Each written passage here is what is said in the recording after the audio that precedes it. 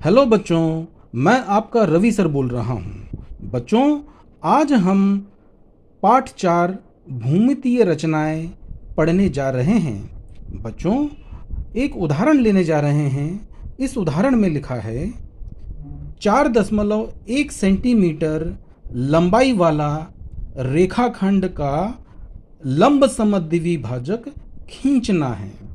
तो अब हम कैसे बनाएंगे इसे हम रचना की विधि द्वारा करके देखेंगे। मैं यहाँ बना के बताऊंगा आपको।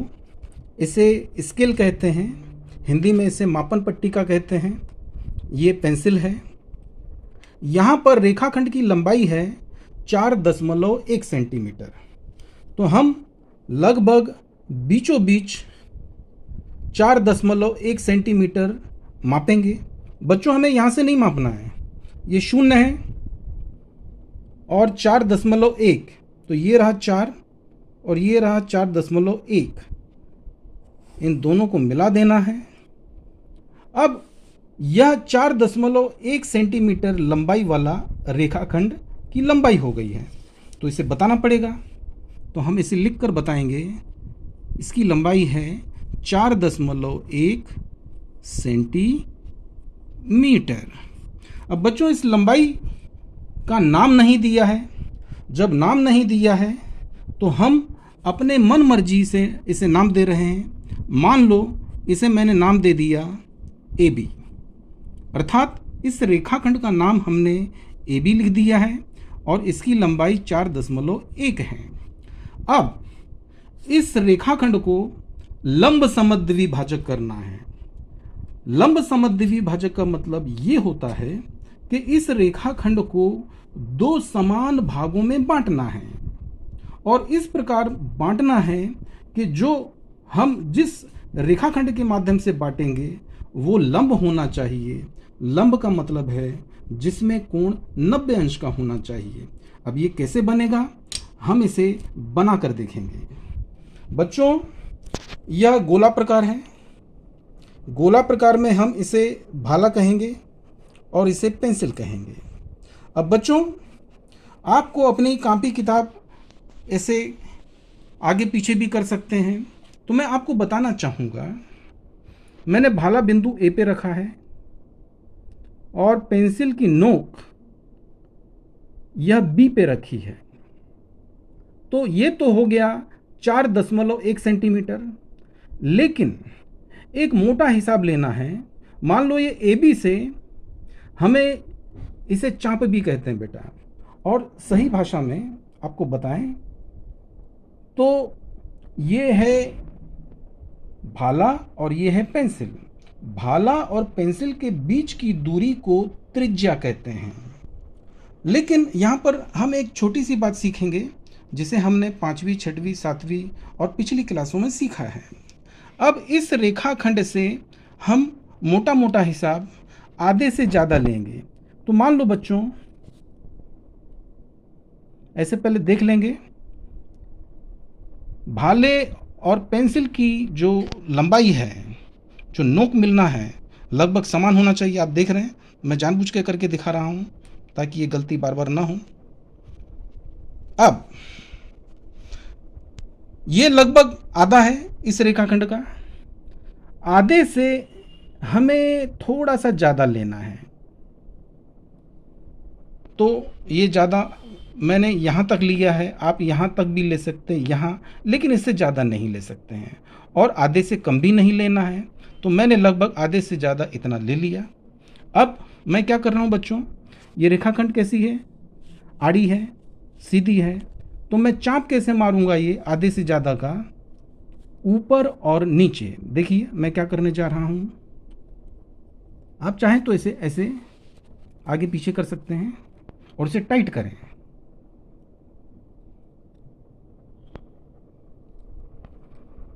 अब देखिए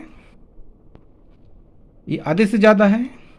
एक चाप हमने ऊपर मारा और एक चाप हमने नीचे मारा। बच्चों, चाप हमेशा बड़ा खींचें। छोटा माप खींचने से कभी कभी प्रतिच्छेदन नहीं होता है। अब ये बिंदु ए से हमने एक चाप मारा आधे से ज़्यादा, इसे कम ज़्यादा नहीं करना है। अब हम बिंदु बी पे भाला रखेंगे, एक चाप ऊपर एक चाप नीचे। अब बच्चों यहाँ पर हमें दो प्रतिच्छेदन दिखाई दे रहे हैं। इन दोनों प्रतिच्छेदनों को स्केल की सहायता से हम आगे मिला देंगे और खींच देंगे। अच्छा बच्चों, अब हमने क्या किया था, ये रेखाखंड AB को दो समान भागों में बांट दिया। तो बांटने वाला कौन है? ये रेखाखंड। तो इस प्रतिच्छेदन को पहले हम कुछ नाम दे दें। मान लो इसे हमने O नाम दे दिया, ये O नाम है।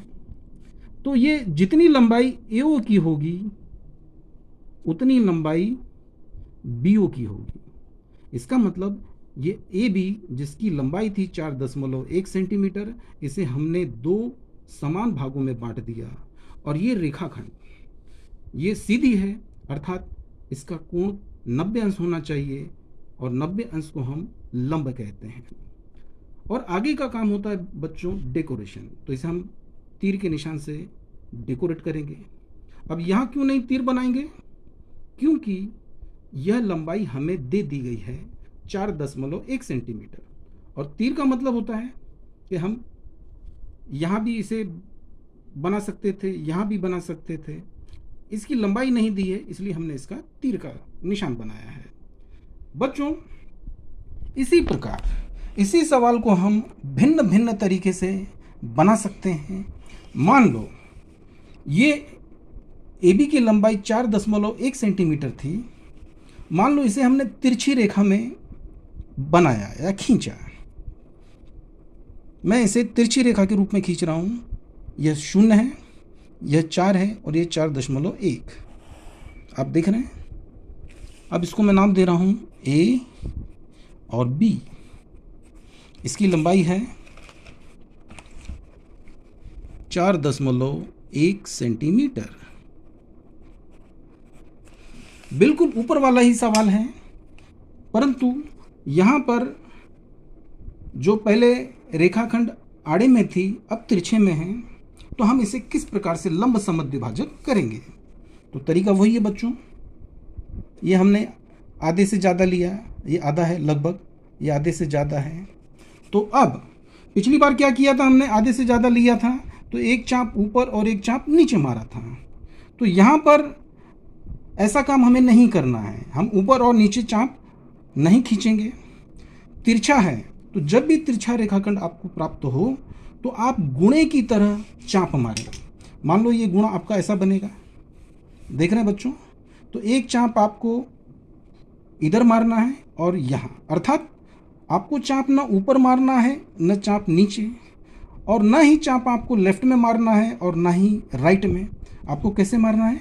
जैसे गुणे के चिन्ह के रूप में हम रेखाखंड खींचते हैं, उसी रूप में हमें चाप मारना है। ये आधे से ज़्यादा है, मैं ऊपर और नीचे चाप नहीं मार रहा हूँ, लेफ्ट में और राइट में चाप नहीं मार रहा हूँ। मैं कैसे मार रहा हूँ? तिरछा। ये देखिए तिरछा और लंबा मारे। अब इसे कम ज़्यादा नहीं करेंगे। बिंदु दूसरे बिंदु पर मैंने भाला रखा और ये चाप हमने खींच दिया। ये प्रतिच्छेदन हमें प्राप्त हो गया। इस प्रतिच्छेदन को हम पेंसिल की सहायता से आगे मिला देंगे।